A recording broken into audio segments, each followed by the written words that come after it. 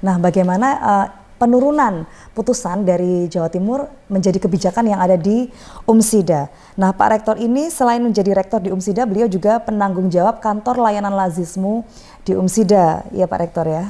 Insya Allah begitu. Insya Allah begitu.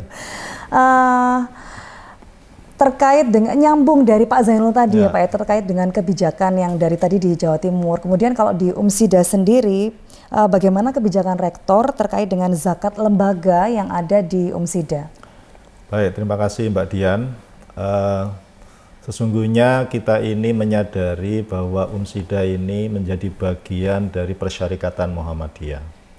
Karena itu apa yang kita lakukan itu mengikuti kebijakan-kebijakan pimpinan persyarikatan, mulai dari pusat sampai wilayah. Nah, berkaitan dengan zakat ini kan kita semua sudah mengetahui bahwa pimpinan pusat Muhammadiyah telah mengeluarkan instruksi untuk seluruh amal usaha Muhammadiyah supaya mendirikan kantor layanan lazismu. Dan karena itu sejak tahun 2017, UMSIDA Bismillah mendirikan KLL. Nah, saat itu kami juga belum tahu persis bagaimana manajemen KLL itu, tetapi ya saya yakin ini sesuatu yang sangat baik, yang sangat prospektif. Karena ini sudah diputuskan oleh pimpinan pusat, maka kami mengambil kebijakan di UMSIDA segera mendirikan KLL. Dan saat itu kemudian saya komunikasi dengan Pak Zainul yang beliau menjadi Ketua Lazismu Jawa Timur, dan beliau langsung memberikan support, dirikan saja. Kami segera bentuk pengurus di UMSIDA ini dan kemudian kita ajukan ke Lazismu wilayah untuk mendapatkan pengesahan. Nah, atas dasar keputusan itulah kemudian kita bergerak di UMSIDA ini.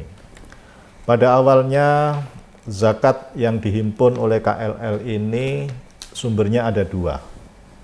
Yang pertama adalah zakat profesi yang diperoleh dari 2,5% dari gaji dosen dan tenaga kependidikan di UMSIDA ini. Itu sejak 2017 sampai sekarang kebijakan itu dijalankan, sehingga bagian keuangan UMSIDA setiap akhir bulan itu mencairkan dana untuk pembayaran gaji dosen dan karyawan. Dan sebelum dana itu diserahkan ke rekening masing-masing dosen dan karyawan kita, di bagian keuangan langsung memotong 2,5% by system. 2,5% itu kemudian dibayarkan ke KLL UMSIDA. 100%, tidak ada yang ditunda, 100% disetor ke KLL. Sejak 2017 sampai sekarang dan insya Allah seterusnya, itu kita lakukan. Itu yang pertama. Yang kedua, kita juga mengeluarkan zakat lembaga. Setiap akhir tahun akademik, di bulan Agustus, bagian keuangan, masuk bulan September, itu kita minta untuk menghitung. Ada berapa dalam tanda kutip keuntungan yang diperoleh oleh lembaga ini. Dari seluruh pendapatan 1 tahun berapa, untuk biaya operasional termasuk gaji dan segala macam itu berapa, masih ada sisa berapa. Sisa berapa itu kemudian kita keluarkan 2,5% sebagai zakat lembaga, dan itu 100% kita setor ke KLL. Nah, itu awalnya. Nah, kemudian dana ini kita gunakan untuk apa? Tentu kita punya niatan besar. Pertama itu saya bilang kepada teman-teman di kampus ini, tidak boleh ada mahasiswa yang gagal melanjutkan kuliah gara-gara tidak bisa membayar SPP. Maka kebijakan kita adalah dana zakat yang terhimpun di KLL ini saya minta sebagian besar adalah untuk beasiswa bagi mahasiswa yang berasal dari keluarga kurang mampu, dari keluarga Muhammadiyah dan juga dari luar keluarga Muhammadiyah.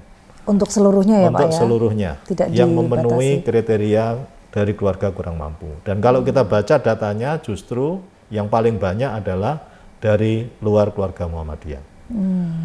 Nah, tidak masalah, karena itu misi kita sebagai bagian dari ikhtiar untuk memajukan bangsa Indonesia.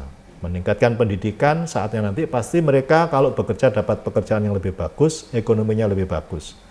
Harapan kita nanti mereka ketika lulus bekerja dengan baik, mereka juga bisa berzakat. Nah, syukur kalau bisa ikut zakat di Umsida. Dan perkembangan berikutnya kita melihat sumber pendapatan zakat Umsida itu bukan hanya dari zakat profesi pegawai Umsida, zakat lembaga Umsida, tapi kita kemudian juga mendapatkan tambahan.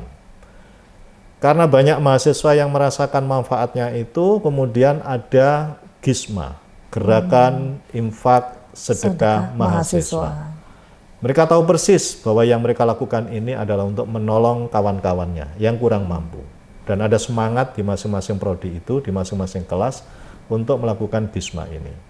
Selain itu juga mahasiswa yang punya unit usaha menghasilkan, mereka bayar zakat ke Umsida juga. Alumni yang punya bisnis, punya usaha, mereka menghasilkan, ada yang bayar ke KLL Umsida juga.